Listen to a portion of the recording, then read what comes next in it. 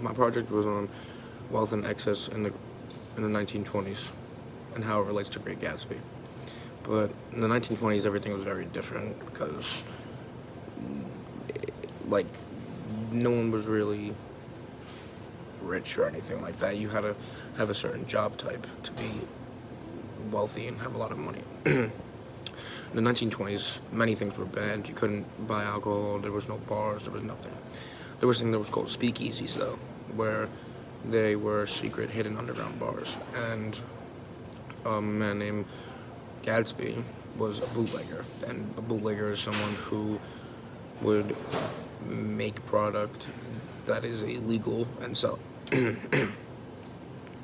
And him and this man named Wolfshan used to be bootleggers. They used to have secret bars and in pharmacies, like in the back downstairs.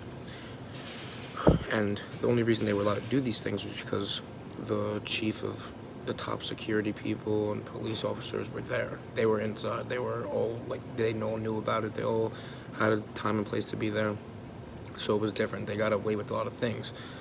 And they used to make all of their money from that. That's how Gatsby became the man who he was, by bootlegging.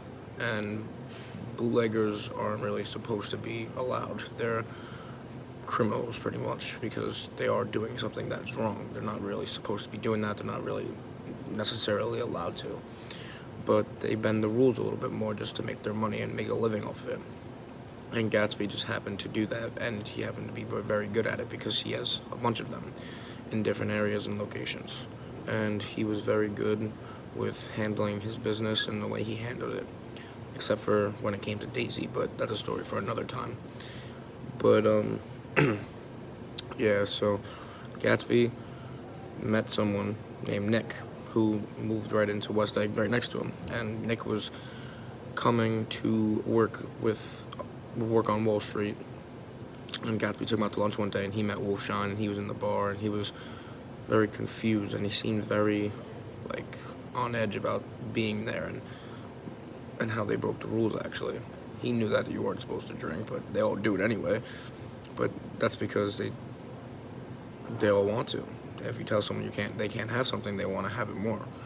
So all of their money pretty much came from all this bootlegging and pretending and all of this. And they all did that, and look where it got them.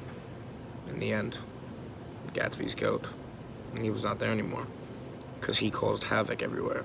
He messed everything up in a sort of way. But yeah, so this is my project video, and it's on Great Gatsby.